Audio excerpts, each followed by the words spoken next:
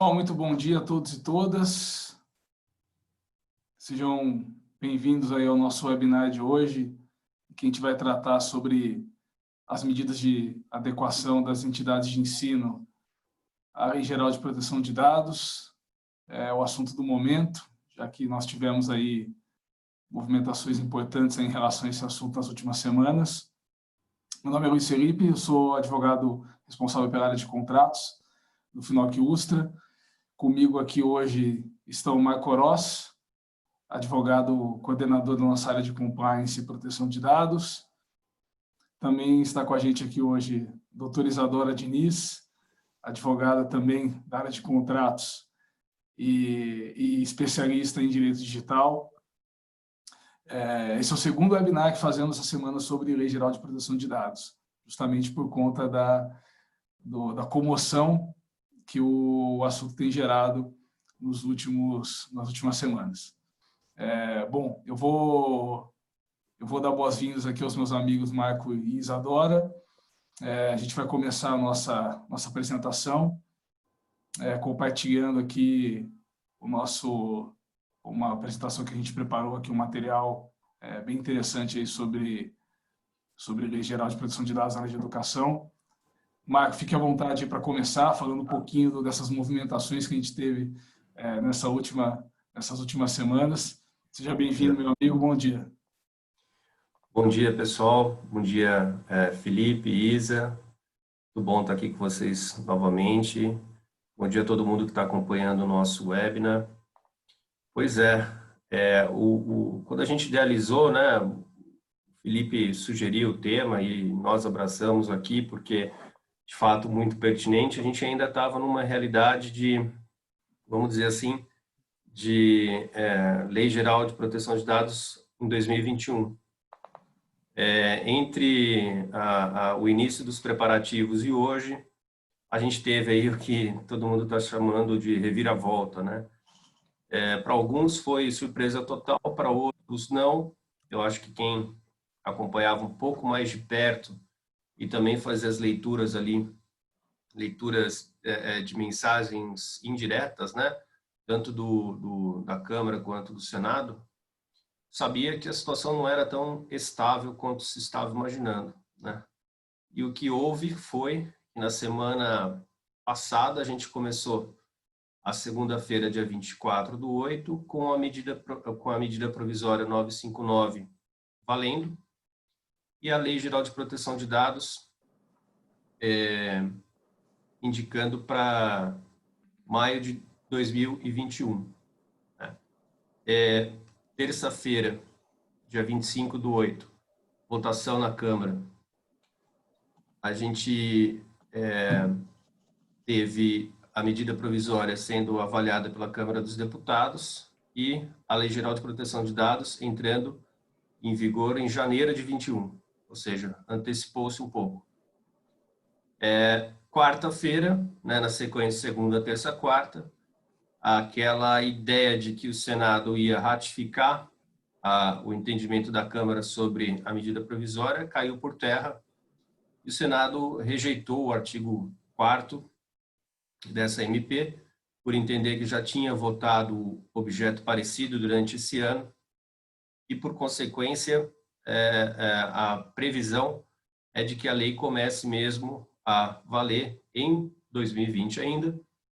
E a sinalização que a gente tem hoje é que 15 dias úteis é o prazo para sanção ou veto presidencial.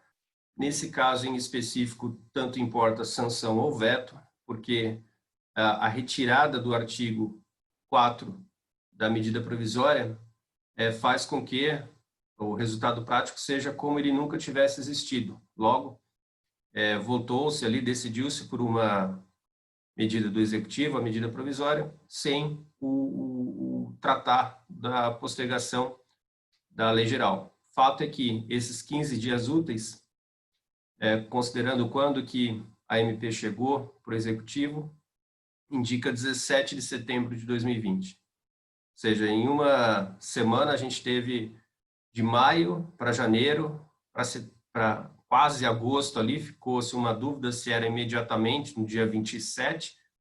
depois do esclarecimento, verificação do processo legislativo, agora 17 de setembro. É esse o cenário que a gente tem e a gente vai tratar disso também, desse momento de proximidade de entrada em vigor e, claro, o ponto principal aqui da nossa conversa, que é a Lei Geral de Proteção de Dados no Ambiente Educacional. Vamos para o próximo ponto aqui. E aí, essa é uma questão que a gente gosta de deixar bem claro. A gente citou isso no webinar de segunda-feira também, que nós fizemos. E aqui a distinção importante entre sanções administrativas e sanções judiciais. Em determinado momento, durante esse processo, desde a edição da medida provisória no final de abril, depois o projeto de lei 1179, ficou-se uma discussão, não, mas postergou sanções administrativas. O fato é que as sanções administrativas aí do artigo 52, 53 e 54, de fato, ficaram para agosto do ano que vem. Isso, no primeiro momento, provocou uma reação ali no mercado, dizendo, ok, ainda que a lei entre em vigor aí por conta da MP lá em maio ou janeiro, a sanção administrativa está para o ano que vem, então tudo bem. Não é assim exatamente. De fato, a Autoridade Nacional de Proteção de Dados, que está em fase de criação, inclusive tivemos um decreto na semana passada adiantando o movimento de criação dela. Essas sanções ficaram para o ano que vem, ok. Só que a lei também prevê que o titular de dado pode recorrer ao judiciário para fazer valer os seus direitos. O artigo 22 é claro que a defesa dos direitos, dos interesses e dos direitos dos titulares pode ser exercida em juízo, ou seja, ele pode recorrer ao judiciário. E isso vai ser possível a partir do momento da entrada em vigor da lei.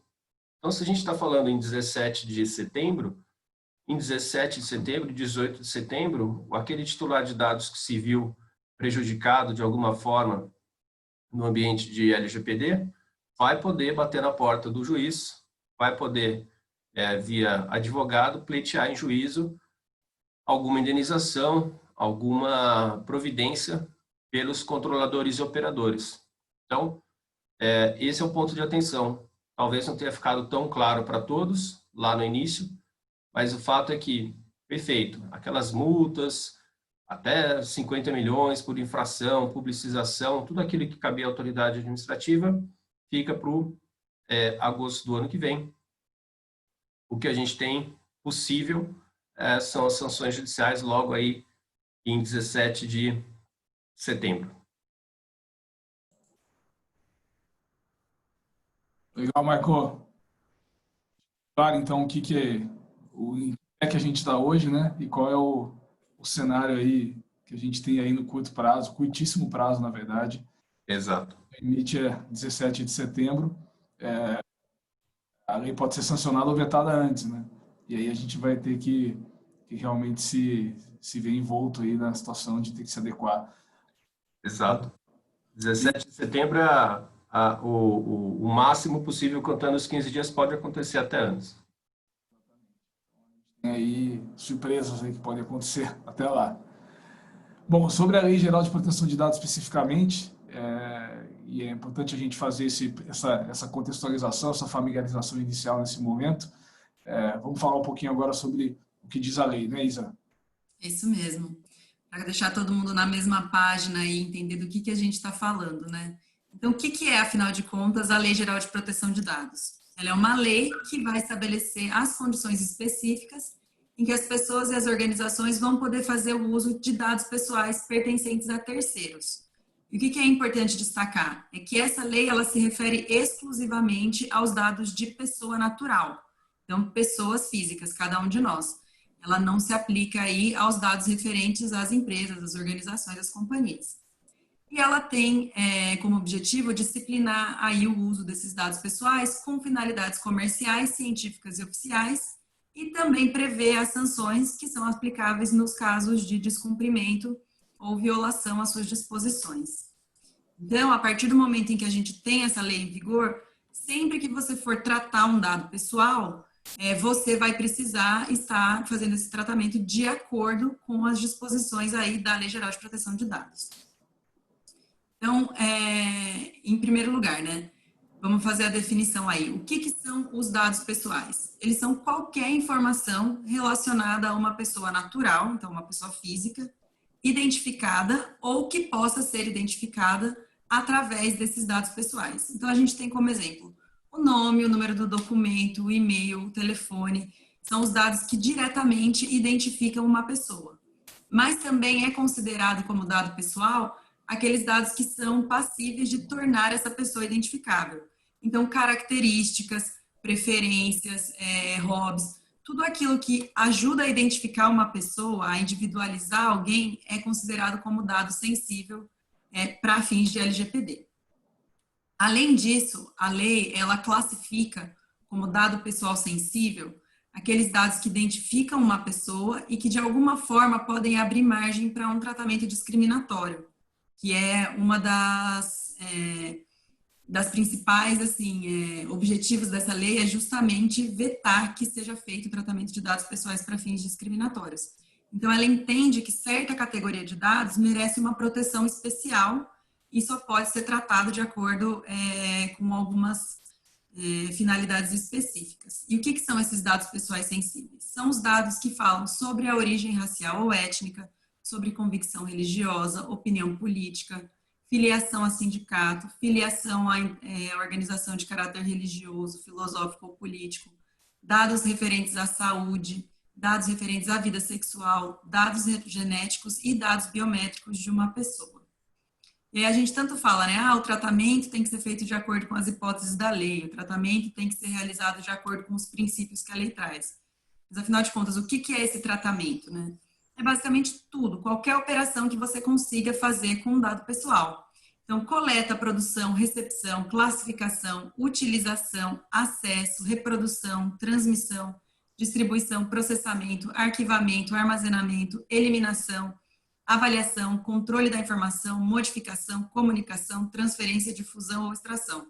Ou seja, tudo que você pode fazer com um dado, inclusive não fazer nada, porque o simples fato de você acessar, eliminar ou arquivar esse dado pessoal já é considerado como tratamento pela Lei Geral de Proteção de Dados, então deve trazer aí os requisitos que a lei prevê. E por fim, né, para a gente terminar esse alinhamento inicial, o que é importante dizer? Que o tratamento ele sempre vai ter que seguir alguns princípios. A lei ela traz 10 princípios norteadores, mas a gente destacou aqui os principais que não podem ser esquecidos de jeito nenhum no momento em que a gente estiver utilizando de qualquer forma aí dados pessoais ou dados pessoais sensíveis. O primeiro deles é o da finalidade, que vai dizer o quê? Que o tratamento de dados ele sempre tem que ser realizado para propósitos legítimos, específicos e que sejam informados ao titular. O titular é cada um de nós, né? É a pessoa a quem pertence o dado pessoal. Então, sempre que eu for tratar um dado, eu tenho que explicar para a pessoa, eu tenho que falar, eu tenho o seu dado aqui e eu estou utilizando ele para essa finalidade específica.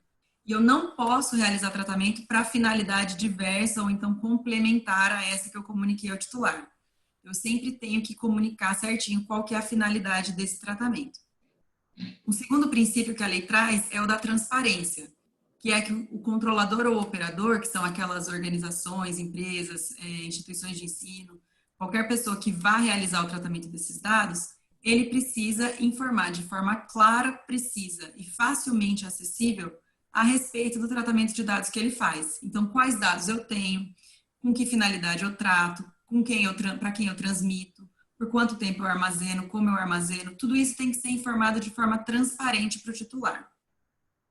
Um terceiro princípio que a lei traz, que a gente acha que é de extrema importância sempre trazer aqui nos webinários, é a questão da não discriminação.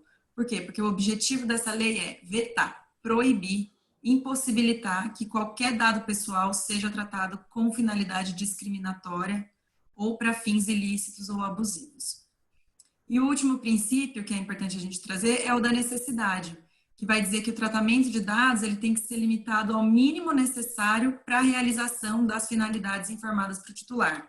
Então, a partir do momento em que a lei está em vigor, a gente vai usar a máxima de que menos é mais. Então, quanto menos dado pessoal eu tiver sob o meu domínio, menor é o meu grau de exposição. Então, a partir do momento que essa lei está em vigor, acabou essa questão de ficar solicitando um monte de dados pessoais. Para quê?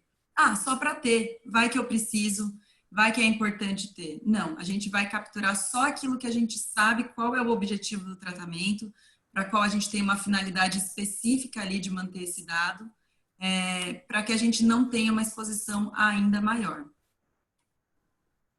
Ótimo, Isa, é isso aí, obrigado. É bem isso mesmo. A gente vai ver depois mais para frente, quando a gente vai falar um pouquinho de como é o fazer, né, a implementação, que realmente a gente chega no momento em que essa análise crítica é fundamental, né, entender qual a finalidade que eu estou usando o dado e se realmente eu preciso daquele dado para alguma coisa ou se eu só pegava aquele dado para dizer que eu tinha, para eventualmente fazer alguma coisa com ele. Não, agora você tem uma mudança de viés, de fato, você tem que primeiro olhar o que eu vou fazer para pegar o dado, e não ao contrário, pegar o dado para ver depois o que é que eu vou fazer ou para qual finalidade eu vou aproveitá-lo depois mais para frente.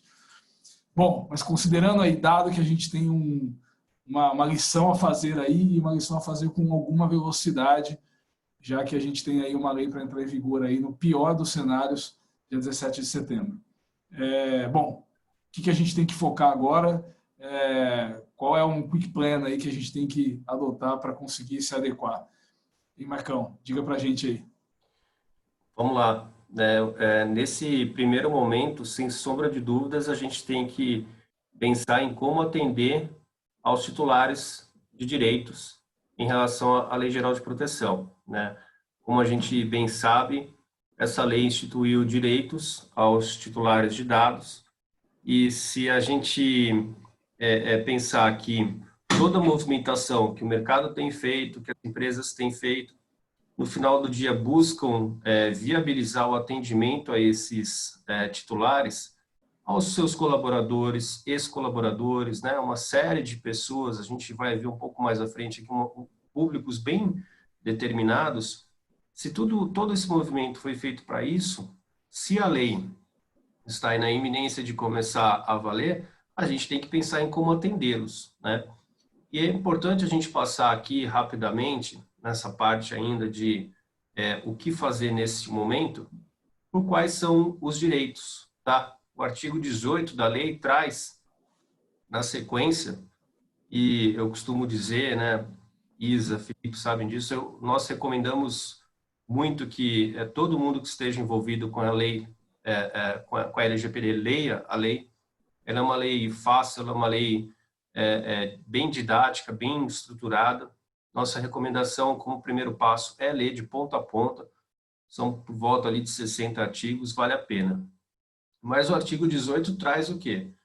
Esses direitos de forma clara, como confirmação da existência de tratamento, acesso aos dados, correção de dados incompletos e inexatos, anonimização, bloqueio, eliminação, portabilidade desses dados com outro fornecedor de serviço. E como a gente costuma dizer aqui para as nossas palestras, para os nossos clientes, o melhor, no nosso entender, a melhor forma de começar a pensar em como estruturar um processo de adequação é pelos direitos, né? A partir deles. Faz uma conta de chegada. Como que eu faço para garantir isso daqui? E aí a gente passa também para a possibilidade de eliminação, informação das entidades públicas e privadas com as quais o dado do titular foi compartilhado, informação sobre a possibilidade de não fornecer consentimento e as consequências negativas, e, por fim, a possibilidade de revogação do consentimento. Como a Isa comentou ali no início da contextualização do que diz a lei estabelece hipóteses determinadas para que esses dados pessoais sejam tratados. Dentre eles, nós temos o consentimento. Por vezes, há quem diga que é a melhor forma, uma forma mais segura, uma forma mais indicada. A gente vai ver que não é bem assim, tá? Quando a gente passar também aqui pelos direitos das crianças e dos adolescentes, que tem muito a ver aqui com o ambiente educacional. A gente pensa ali no ensino escolar, né? A gente tem algumas peculiaridades em relação ao consentimento. Mas o fato é que, nesse momento, a gente tem que atender esses direitos, tá? E agora a gente viu quais são, e a gente tem que pensar, ato contínuo, como, né, quais são os nossos públicos, quais são as providências e talvez as melhores providências para garantir um mínimo de conformidade nesse momento. Se a gente tem um público interno, um público externo, o interno de colaborador e terceirizados que trabalham ali dentro da nossa operação, no público externo a gente tem os clientes, os fornecedores, prestadores de serviço, ex-colaboradores. E é fato que a lei não deixa de maneira tão impositiva a forma como esse titular de dado pode solicitar exercer aqueles direitos. No fim do dia, ele pode fazer uma solicitação escrita, ele pode telefonar, ele pode tentar acessar via plataforma online, ele pode mandar um e-mail, eventualmente, se tiver um aplicativo que viabilize esse acesso, pode ser feito. O fato é que, nesse momento, a gente tem que considerar centralizar o atendimento, pode ser por internet, pode ser por um e-mail, empresa proteção de dados, @empresax.com.br. Será que é possível fazer isso? Parece que sim. A questão é que sempre que você estabelece, centraliza, estabelece um processo, você aumenta o controle. E é isso que se deseja também nesse momento.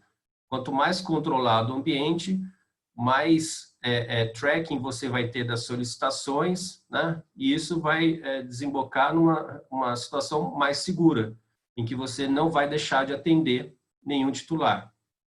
Bom também é ter uma equipe preparada. Preciso de uma equipe extensa? Talvez não. Se matricular 3, 4 pessoas da sua operação nesse assunto, fazer com que esse funil traga a solicitação para uma pessoa determinada e essa pessoa tenha um know-how ali, conheça a lei, saiba o que fazer, a importância, a relevância, os direitos, princípios, hipóteses de tratamento, já é um bom início para, no passo seguinte, atender aquela solicitação da melhor maneira possível. E o atendimento dessa solicitação começa a funcionar a partir de um mapeamento de dados. O mapeamento é, sem sombra de dúvidas, a fase talvez mais trabalhosa de todo um processo normal de adequação e também deve ser que vai dedicar, né, vai precisar de um pouco mais de trabalho. Nesse momento também vamos considerar de urgência que a gente tem. Mas ele é necessário. É necessário justamente para, quando o titular bater na porta, a gente ter claro que dados que nós temos dele, onde estão arquivados, por que nós estamos coletando, quanto tempo estão arquivados, precisam permanecer arquivados, estou cumprindo alguma obrigação legal, alguma obrigação contratual em relação a ele, e assim por diante. É isso que, no fim do dia, o titular vai querer ter acesso, e você vai ter a resposta pronta. Excelente, Marco.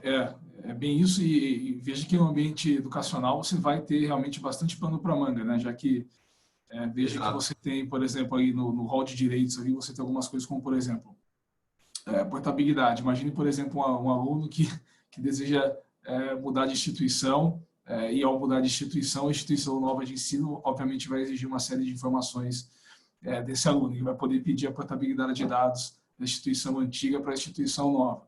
Ele pode pedir, por exemplo, informações que foram compartilhadas com órgãos públicos. A gente sabe muito bem, por exemplo, no âmbito da educação básica, você tem ali o censo escolar, que obviamente demanda das instituições de ensino troca de informações com secretarias e outros órgãos de administração. Então, é muito importante ter realmente esse dado mapeado, esse fluxo de dados bem visível, porque isso é uma informação que no fim do dia vai ter que ser compartilhada com o aluno, né? Isso a gente pode expandir para tantas outras hipóteses. Se a gente for pensar, por exemplo, em franquias educacionais, em que o franqueador, por exemplo, demanda dados de novos alunos ou alunos existentes, essa informação está esse dado está rodando por aí e, evidentemente, o titular do dado vai querer saber o que está acontecendo, né? Depois, mais para frente, a Isa vai até nos dar aí um exemplo aí de como uma solicitação dessa pode chegar para as instituições e a forma dela ser respondida, né?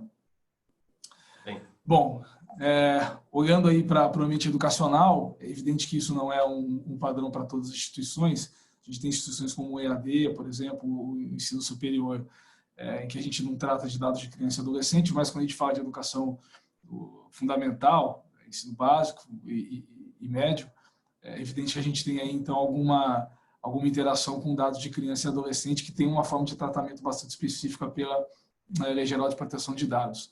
E aí, então, Isa, fica à vontade aí para trazer alguns insights aí sobre o que a lei traz sobre esse assunto.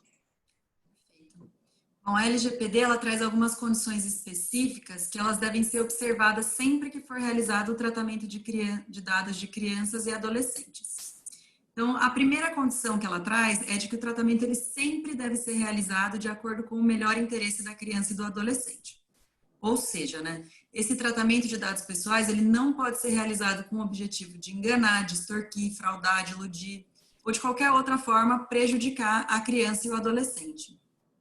Aí a segunda condição que a gente tem é a de que o tratamento dos dados pessoais de crianças, ou seja, né, das pessoas com até 12 anos incompletos, ele só pode ser realizado mediante o consentimento fornecido por pelo menos um dos pais ou pelo responsável legal, sendo aí responsabilidade da escola verificar se esse consentimento foi de fato fornecido por um dos seus pais ou responsáveis.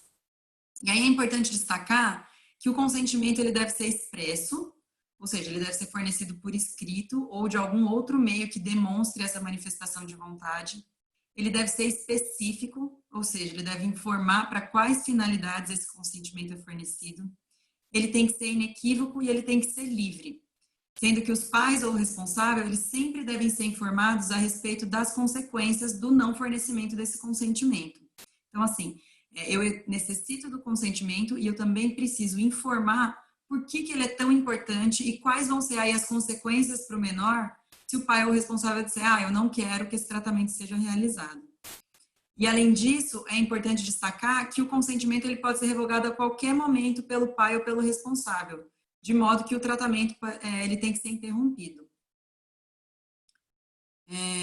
A gente tem aí como uma terceira condição que os controladores que tratam dados pessoais de crianças, e no nosso caso aqui que a gente está discutindo seriam as instituições de ensino, elas têm que manter públicas as informações sobre os tipos de dados que são coletados, a forma da sua utilização e os procedimentos para que os pais ou os responsáveis possam exercer os direitos garantidos pela lei, conforme foi falado pelo Marco agora há pouco. E além disso, a Lei Geral de Proteção de Dados ela vai trazer uma ressalva de que os dados de crianças e de adolescentes eles podem sim ser utilizados sem o consentimento do pai ou responsável, mas apenas quando o objetivo for entrar em contato com esse pai ou responsável ou ainda para garantir a proteção da criança. Mas aí a lei traz uma ressalva de que esse dado só pode ser utilizado uma única vez e ele não pode ser armazenado ou transmitido a terceiro. Isa, Oi. Só permitindo aqui uma participação. É sempre importante a gente pensar, né, como atender os direitos. A gente passou aqui por aquelas definições, pelaquela contextualização em relação à lei, não foi à toa, porque a gente precisa começar a desenvolver um racional de como viabilizar a operação, né? Então, a gente entendeu o que a lei fala, quais são os principais conceitos, os princípios que têm que andar muito próximos, né? A gente tem que respeitar a finalidade, adequação, não discriminação, também tem a questão da segurança, a gente tem que ficar com isso muito próximo. E aqui, quando a gente vê esse parágrafo terceiro, todo o artigo, ele começa a trazer aquela situação de controle, né? O consentimento pode ser o consentimento, ok, perfeito, mas ele pode ser revogado. Se for revogado, como eu mantenho minha operação com uma criança cujos pais voltaram atrás em relação a uma decisão? Ela está dentro de um fluxo, eu tenho que criar um fluxo paralelo? Quantas possibilidades, quantas linhas eu vou ter? essa daqui foi até tal parte, essa daqui não, né? A gente tem que, o operador aí do sistema educacional tem que fazer essa leitura. Essa leitura é muito importante. No parágrafo terceiro, a gente tem aquela ideia de que, olha, não precisa, mas a lei foi no detalhe, utilizados uma única vez e sem armazenamento. Como garantir na prática, né? Coletar dado e utilizar uma vez sem armazenamento. Dá a impressão que, assim, escreveu no papel, usou, rasgou o papel, jogou fora, né? Tá, isso é simples. Se você tiver 20 alunos, se você tiver 10.000 alunos, e aí, né? Como garantir essa disposição, essa exigência da lei? É daí que a gente precisa começar a pensar essa LGPD com carinho. E nesse ponto também um questionamento que sempre me vem, né? Poxa, se eu posso usar esse dado para proteger a criança, mas eu não posso transmitir ele a terceiro, então eu tenho aí uma autoridade policial, eu tenho um médico, se eu tenho que proteger, em tese, eu tenho uma obrigação de zelar e muitas vezes eu preciso de um terceiro, né, para conseguir zelar pela proteção dessa criança. É uma questão, assim, a se ponderar. E também como é feita a fiscalização disso, né? Então, eu só posso perguntar para a criança uma vez, qual é o telefone do seu pai? E quem vai estar ali, né, para saber se de fato foi realizado uma única vez esse tratamento, né?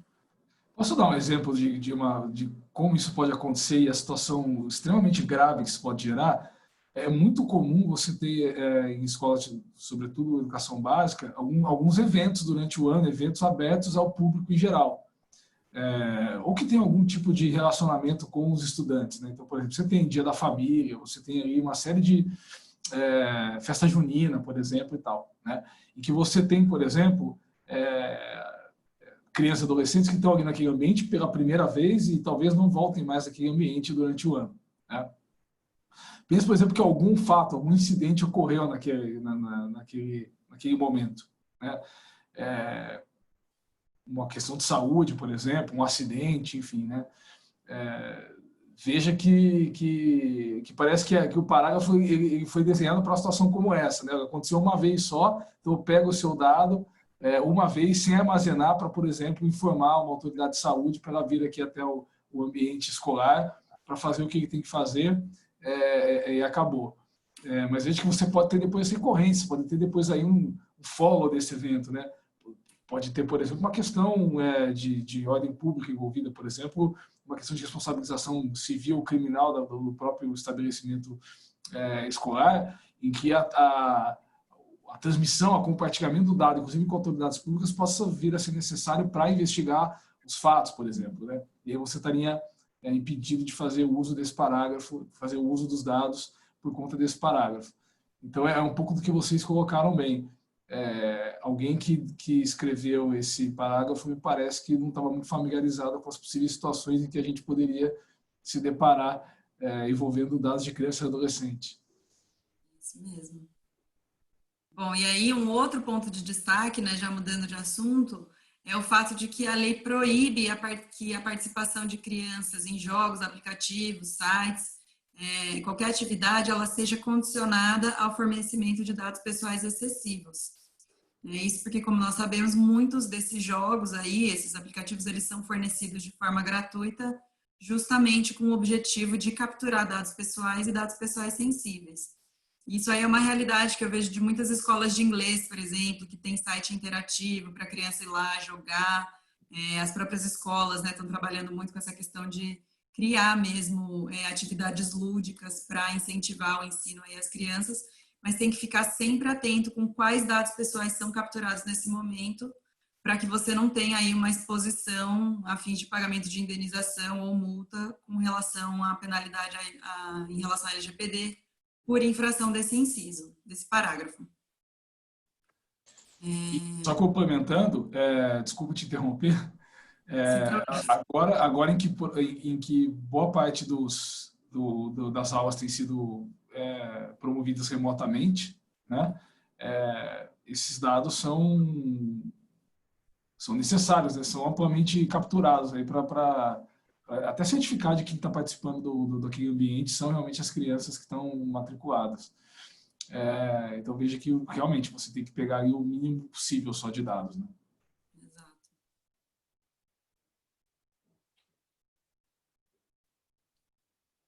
Bom, como eu já mencionei, né, o parágrafo 5º, ele vai determinar que é responsabilidade da instituição de ensino, né, da controladora, verificar se o consentimento para o tratamento dos dados pessoais das crianças foi de fato fornecido por quem tem capacidade para isso, né, então um dos seus pais ou o responsável. E aí a lei coloca uma ressalva, né, considerando as tecnologias aí disponíveis para essa verificação. E, por fim, a lei destaca que as informações sobre o tratamento de dados pessoais de criança e de adolescente, elas têm que ser fornecidas de maneira simples, clara e acessível, considerando aí as características psicofísicas do usuário, de modo a proporcionar para os pais, para os responsáveis e para a própria criança e para o adolescente o entendimento adequado aí a respeito do tratamento que se pretende realizar, que é uma retomada daquele princípio da transparência que eu falei com vocês no começo aqui do webinar. Legal, Isa. Tem uma pergunta aqui da Ana Carolina. A gente geralmente deixa as perguntas para o final, mas eu acho que nesse caso acho que faz sentido a gente responder já, dado que a gente já está conversando sobre questões de dados de criança e adolescente, né? Tem duas perguntas aqui. A primeira é se no caso de uma criança com pais divorciados e com guarda compartilhada, como ocorrerá o consentimento para, por exemplo, um passeio escolar, se tem, por exemplo, uma divergência entre o pai e a mãe. O pai autoriza e a mãe não, por exemplo, né? Esse é o primeiro ponto. E o segundo é se a criança ou adolescente ela tem que ter ciência dos dados que foram coletados e para qual finalidade, se sim, como fazer isso. Bom, essa questão da divergência entre o pai e a mãe foi uma coisa que eu fiquei me perguntando muito essa semana, estudando para hoje, né? E, de fato, a gente ainda não tem uma resposta para isso. O que a gente tem? Uma lei que determina que o consentimento de apenas um dos pais é o suficiente. Mas aí a gente vai precisar ter um entendimento jurisprudencial, algum informativo aí, alguma decisão que venha da Autoridade Nacional de Proteção de Dados, justamente para regulamentar isso. Porque é um cenário muito possível, né, e muito recorrente, a gente sabe, aí o conflito entre pais, e a lei, ela só coloca que a necessidade é de que apenas um deles intervenha. Então, essa é uma resposta aí que é uma pergunta que eu me fiz também, mas que eu ainda não tenho a resposta, né, que nós todos ainda não temos a resposta. E a gente depende de uma decisão aí que venha das instâncias do judiciário. Eu acho que, além disso, né, Isa, a gente tem a Lei Geral de Proteção de Dados regrando a questão da proteção de dados, mas de forma também complementar, talvez, ao que já determina o direito civil, ao que já determina o direito de família, claro, naturalmente, ao que indica a Constituição. Talvez esse seja um dilema que se resolve, por exemplo, pelo próprio direito civil. Imagina que a criança ali tem guarda compartilhada, segunda, terça e quarta fica com o pai, quinta, sexta e sábado com a mãe. A criança tem uma viagem pela escola que começa na terça e acaba na quinta. Ela sai para viajar com a guarda do pai e volta de viagem com a guarda da mãe. Um autoriza, o outro não. Parece ser uma situação que a gente vai nesse sentido. Eu tenho para mim que a gente vai ter que recorrer, sim, a institutos e posições afetas a outros ramos do direito para decidir algumas coisas aqui também. Eu acho que a autoridade nacional vai, sim, se manifestar, o judiciário vai começar a construir o entendimento no sentido A, B ou C, mas a gente vai ter que recorrer, sim, a outras normas e outros dispositivos para fazer a leitura da lei geral em conjunto. E uma questão aqui que tem que ser abordada é que, assim, a Lei Geral de Proteção de Dados, ela se restringe à questão da utilização desses dados, né? Então, não cabe a ela o escopo de dizer se a criança pode, por exemplo, ir ou não ir. O que está abrangido nesse contexto de Lei Geral de Proteção de Dados? A escola pode transmitir o dado para o transporte que vai levar, então para o tio do ônibus, lá para a companhia do ônibus, ela pode transmitir esse dado para o museu que vai receber as crianças, então pede ali a lista com nome, RG, data de nascimento de todas as crianças que vão no passeio. O escopo da Lei Geral de Proteção de Dados é o tratamento desses dados pessoais. Então, com quem eu posso compartilhar? Como eu devo armazenar? Por quanto tempo eu vou armazenar? Isso é o que está abrangido pela lei. A possibilidade de ir ou não ir, isso aí já é uma questão afeta outras áreas do direito. Mas ainda assim, essa questão do conflito entre os pais, ela é presente também com relação à Lei Geral de Proteção de Dados. Porque, eu posso transmitir esse dado para a escola que eu tenho convênio lá onde faz a educação física, eu tenho a escola convênio com o clube, ou eu posso transmitir esses dados para a escola de inglês que quer vir aqui fazer uma propaganda e fornecer um desconto para os alunos matriculados. Então, essa questão aí do consentimento com relação à transmissão desses dados a outras formas de tratamento que está abrangido dentro do escopo da LGPD. E com relação... Não, exatamente. Eu ia só complementar isso, que realmente essa é uma questão que, na verdade, vai ficar... É uma questão em relação à representação de crianças e adolescentes, que é uma questão realmente afeta aí ao direito civil e que, de fato, a Lei de Proteção de Dados vai tratar da questão de dados, né? De como esse conflito vai ser dirimido para fins de tratamento de dados, né? E o aspecto prático realmente é fundamental aqui. Como o Marco colocou, acho que no final do dia é o dia a dia ali que vai mandar. Como pai de uma criança não divorciada, mas como pai de uma criança, eu posso até dar o depoimento de que geralmente a opinião da mãe prevalece. Então, fiquem, se vale a experiência, acho que vale compartilhar. Em relação à pergunta 2, sobre se a criança precisa ter a ciência dos dados que foram coletados e qual a finalidade, o que vocês pensam sobre isso?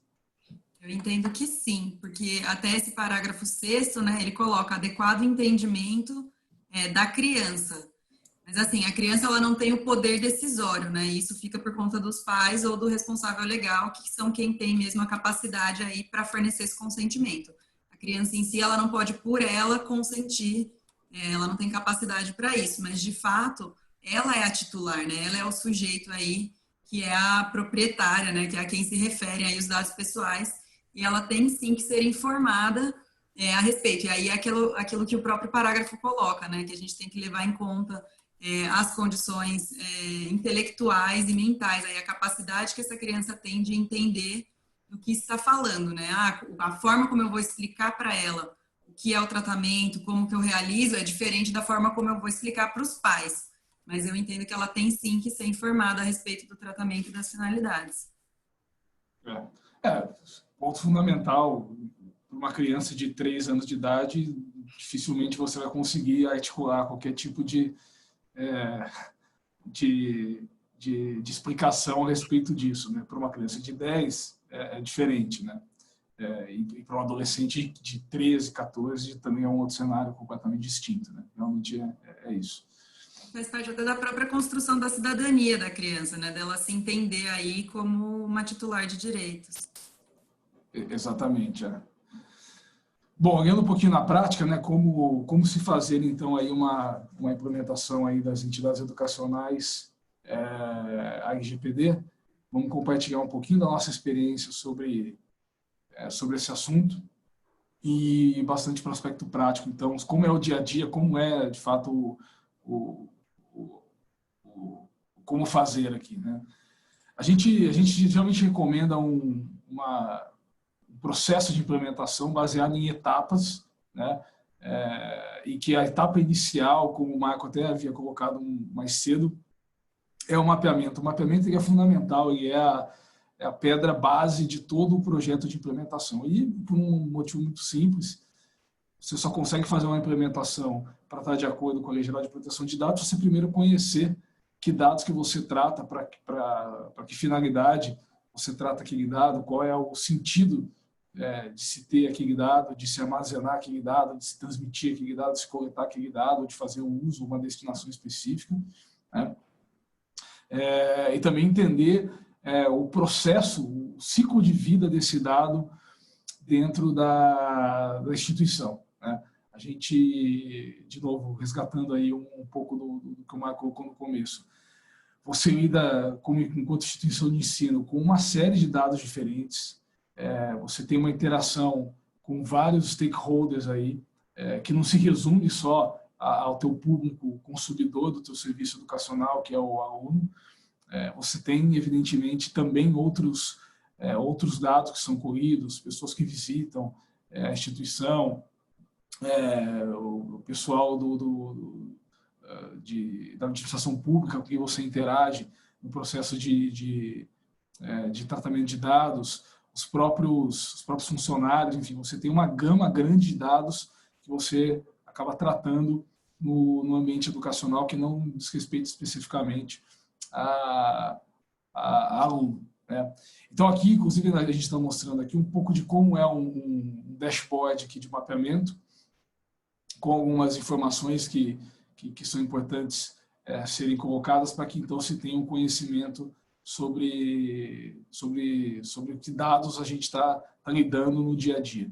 Então, primeiro, qual é o dado pessoal, se é um dado pessoal sensível ou não, como a Isadora colocou mais cedo, há uma diferenciação na lei sobre uma coisa e outra. Qual é o tipo de tratamento que eu realizo e para que finalidade eu estou fazendo esse tratamento. Se, uma vez que, fazendo um pensamento prospectivo, uma imaginação com a lei em vigor, qual é a determinação legal para essa coleta, se esse dado é compartilhado internamente ou não, e aí você tem de novo aquela relação com a questão de fluxo de dados dentro da organização, se é um dado compartilhado também externamente, se ele é arquivado ou não e por quanto tempo, né? Essas são informações aí importantes para que a gente possa nos familiarizar com a nossa governança de dados, sobretudo porque a experiência mostra que, na maioria das vezes, as entidades tratam dado, mas não sabem exatamente que dado estão tratando e para que finalidade, né? O próximo passo é fazer uma análise crítica do resultado dessa avaliação, desse mapeamento, né? Então, olhando para aquele mapa que foi obtido, super importante se fazer perguntas para entender se faz sentido ou não manter aquela rotina de tratamento de dados que vinha sendo adotada até então. Então, pelo lugar, é se perguntar qual é a finalidade dessa coleta, né?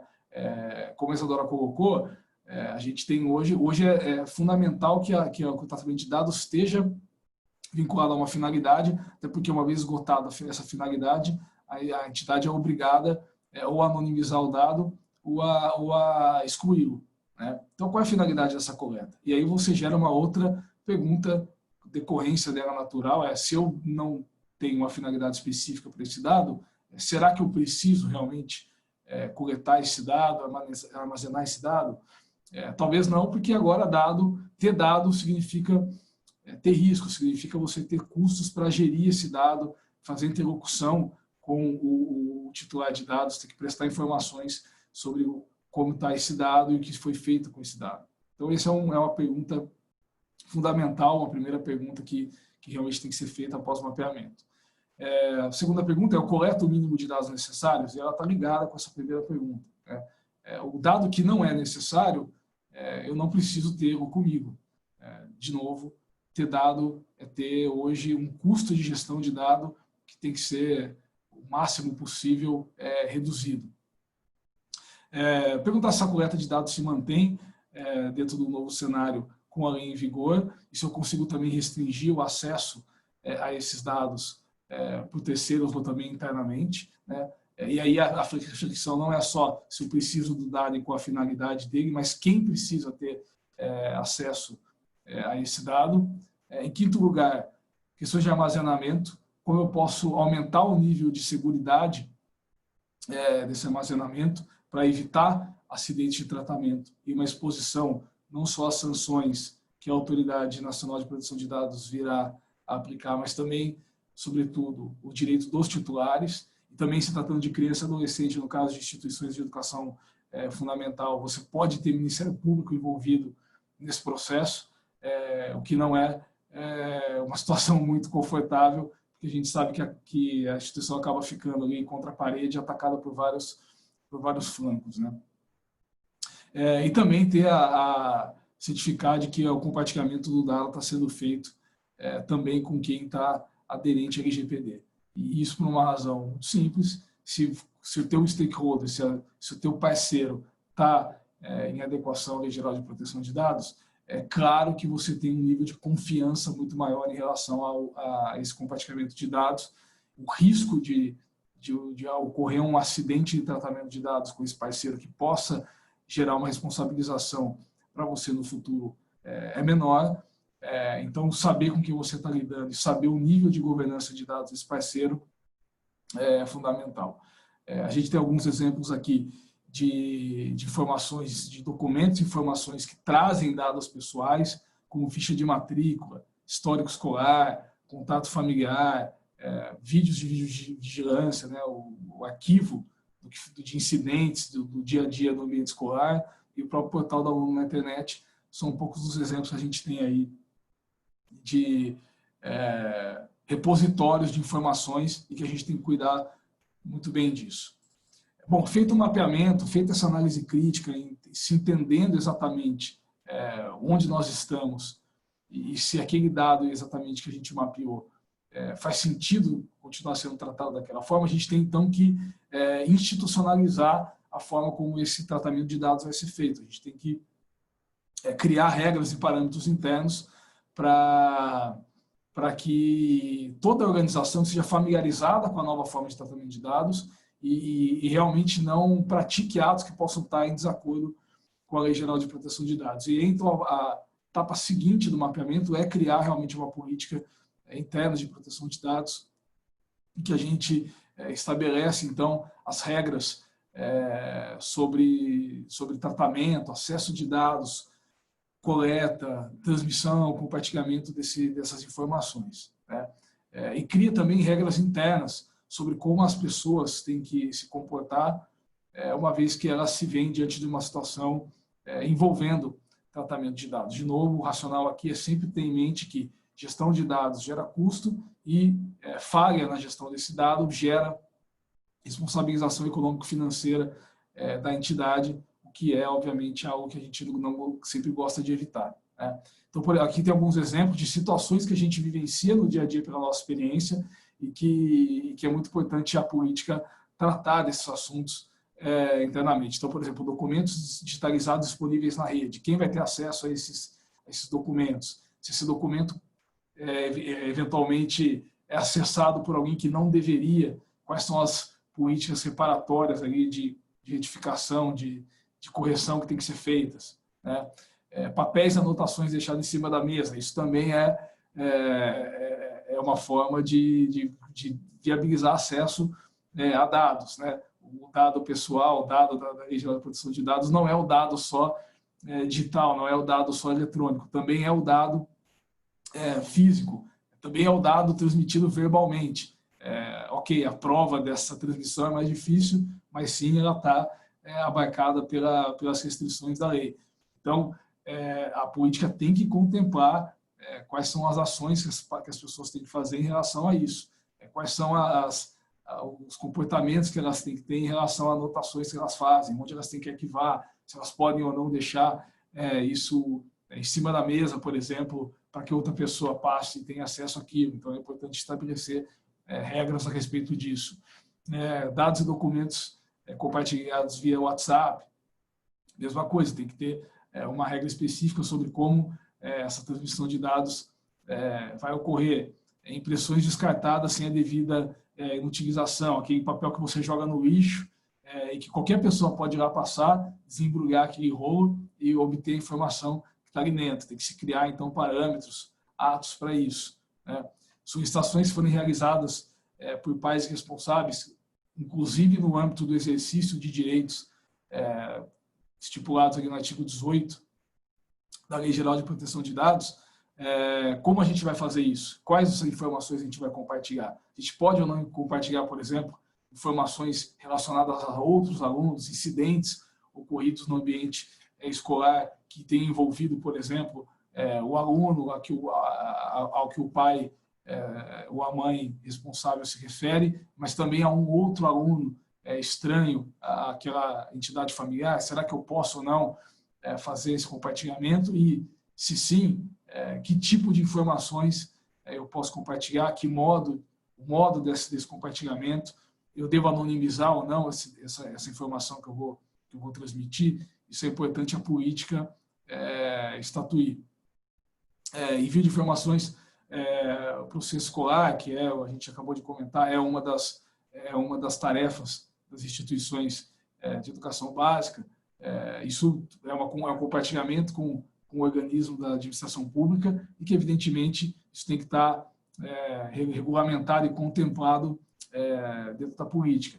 Isso de atendimento à vigilância sanitária, sobretudo nas escolas em que há, por exemplo, unidades de alimentação dentro da escola, seja via terceiro ou seja da própria instituição, informações envolvendo incidentes, por exemplo, intoxicação, dados de saúde, tem que ter um tratamento específico na política de proteção de dados. Paralelamente à política, é muito importante que a gente passe, então, para uma questão de adequação documental de todos os documentos e instrumentos utilizados para que a instituição de ensino se relacione com terceiros. A gente sabe muito bem que a instituição de ensino ela acaba interagindo não só com o público interno, como o Marco bem colocou, como funcionários, colaboradores, mas também o público externo, que diz respeito aos alunos e prestadores de serviços em geral que dão apoio à atividade educacional. Então, por exemplo, você tem ali o serviço de portaria, por exemplo, que tem muito acesso a dado vindo de terceiros. Você pode ter, por exemplo, agora, nesse momento que a gente está vivendo de distanciamento social, com aulas remotas, você pode ter, por exemplo, pessoal de apoio, de infraestrutura, de tecnologia, que dá apoio que viabiliza essa atividade remota, e que pode ter acesso, por exemplo, a dados pessoais de alunos que estão ali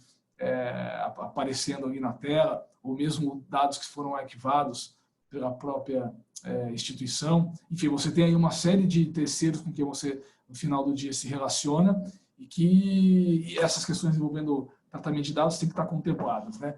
A instituição de ensino ela tem que se proteger desses terceiros com quem ela divide dados, com quem ela pode, eventualmente, ter um tipo de conflito em caso de um acidente de tratamento e depois ter que responder perante ao titular de dados. Imagine, por exemplo, como eu mencionei aqui, um franqueador escolar que, por exemplo, pratique um vazamento de dados de informações de alunos, por exemplo, que foram colhidas do franqueado durante a vigência do contrato. É preciso que haja, então, uma adequação contratual para contemplar o que vai acontecer nesses casos, quem vai assumir uma eventual responsabilidade no final. Então, é importante essa adequação documental, é importante que todos esses contratos, todos esses documentos sejam customizados agora com a Lei Geral de Proteção de Dados. E quando a gente trata também de criança e adolescente, como a Isa colocou, algumas coisas são importantes, como, por exemplo, o termo de consentimento. Então, é preciso que se tenha o termo de consentimento estruturados e contemplando situações específicas, como a gente colocou antes. Você não pode ter consentimento dado genericamente ou abstratamente para situações que podem ou não ocorrer. Você tem que ter realmente consentimento específico com bastante acuracidade em relação ao fato que a gente está tratando. Então, é importante que, para as hipóteses específicas em que a gente precise tratar dados de crianças e adolescentes, ou então nas hipóteses que a gente não vai tratar dados de crianças e adolescentes, mas que o tratamento de dados não seja possível com base nos outros requisitos que a lei estipula, você tenha um termo de consentimento, né? E aí, um pouco falando ali das questões de contratos, como eu acabei de colocar, cláusula padrão de conformidade em relação à Lei Geral de Proteção de Dados, nos contratos de trabalho com os colaboradores, ter ali informações específicas sobre como esse tratamento vai ocorrer. De novo, a gente sabe que as informações de funcionários, elas acabam sendo compartilhadas com uma série de órgãos da administração pública, então é importante que o trabalhador seja cientificado disso e dê essa autorização quando necessário. A gente sabe muito bem que, em várias dessas hipóteses, a instituição estaria coberta aí por estar cumprindo uma obrigação, uma determinação legal, mas quando isso não for possível, é preciso, então, recorrer ao termo de consentimento, muito provavelmente, né? E as demais hipóteses, como eu acabei de colocar, contrato de prestação de serviço de educação, em que também a gente vai precisar fazer uma customização específica para informar e familiarizar o pai ou responsável de que os dados dos alunos vão ser tratados e compartilhados com terceiros. É importante que o contrato contemple essa situação, e também as empresas terceirizadas que possam ter acesso ao dado, como acabei de colocar aqui, prestação de serviços de portaria, apoio em tecnologia, enfim, muito importante que esses contratos também estejam adequados a essa nova diretiva que a lei traz, né? Além da adequação documental, isso tudo estando concluído, é muito importante depois que as pessoas sejam treinadas, né? Então, é muito importante que, esse é um mantra de compliance, o Marco pode até acrescentar isso com mais precisão até do que eu, mas é muito importante realmente que, uma vez criados os filtros internos em relação à política de proteção de dados, criados os novos documentos que vão ser implementados, é importante que a organização como um todo esteja familiarizada com esse novo cenário. Então, realmente é muito importante que haja um aculturamento do público interno, porque no final do dia é o público interno quem pode controlar da melhor forma a questão de gestão de dados. Então, o treinamento é muito, muito importante. E, além disso, é muito importante também, é fundamental, a lei exige isso, que a instituição tenha o que ela chama de encarregado, que é a pessoa que vai fazer a ponte, vai fazer a interação com a Autoridade Nacional de Proteção de Dados e também com os titulares de dados. É a pessoa ou empresa, a lei não especifica, aliás, ela autoriza que você possa usar entidades terceiras nesse sentido, para fazer essa interação com os titulares, prestar as informações, enfim, fazer toda essa gestão com a Autoridade Nacional de Proteção de Dados e com os titulares em relação ao tratamento. Então, esse é um pouco do que a gente sugere e recomenda em termos de implementação de boas práticas, daquilo que tem que ser feito para se adequar completamente e inteiramente à Lei Geral de Proteção de Dados. Passando aqui um pouquinho para como pode ser um dia a dia nosso depois que a lei entrar em vigor, seja em 17 de setembro ou seja antes, as instituições podem se ver aí diante de um cenário bastante surpreendente, no sentido de ser assediada por titulares de dados a respeito de o que vocês estão fazendo com o dado, que tipo de tratamento foi feito, uma solicitação de atualização de dados, de portabilidade, enfim. Aqui a gente tem um teste que a Isa vai passar, uma possível solicitação que as instituições podem receber dos titulares.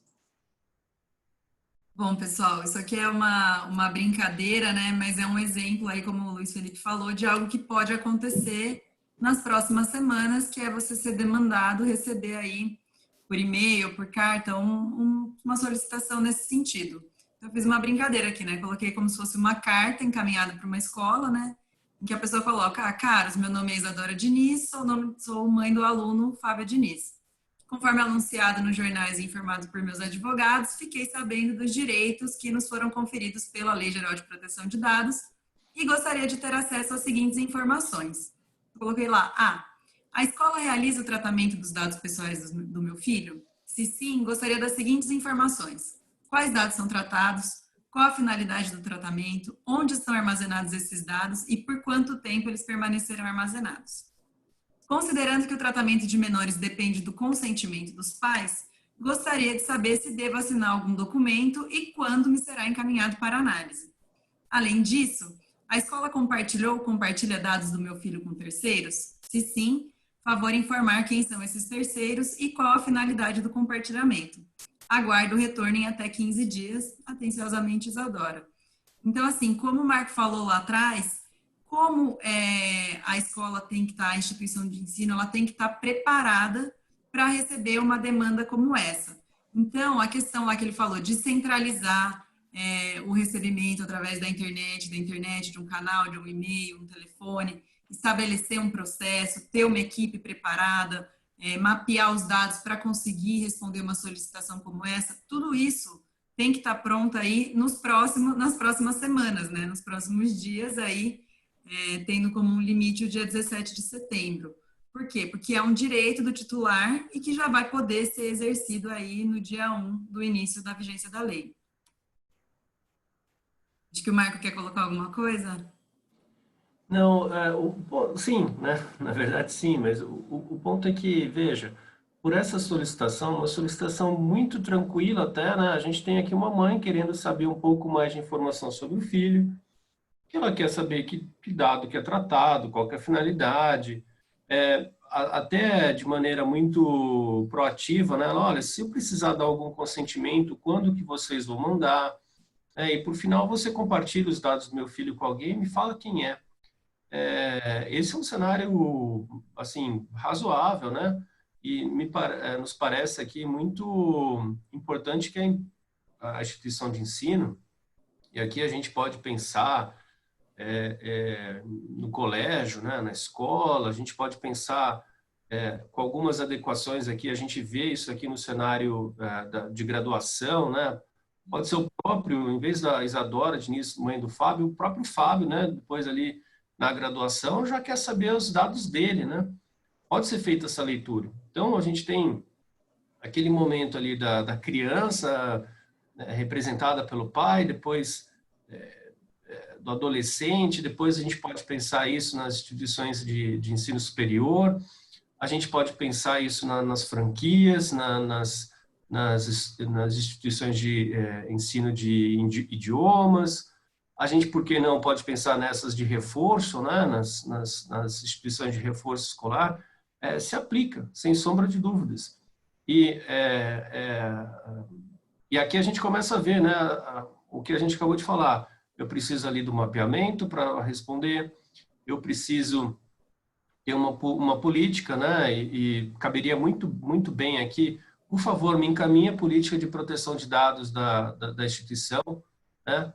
Então, você precisa ter essa política, e a política, vindo numa linha de compliance, ela deve ser feita em cima de um assessment, né, de um reconhecimento das suas exposições essas adequadas sempre dentro do ambiente do seu negócio. Qual é o meu negócio? Né? Qual a exposição do meu negócio? Nesse ambiente, que riscos que eu tenho? Negócio mais risco, eu vou gerar uma política aderente a esse ambiente, né? Isso tem que funcionar. E aí, além disso, se essa política já existe, está sendo feita e poderia ter sido exigida aqui, a gente vê nessa providência aí proativa, né? Me mande aqui o documento, ou seja, chega naquela terceira etapa que a gente falou. Você vai precisar ter esses documentos, tudo isso documentado. E é muito importante fazer uma outra ressalva.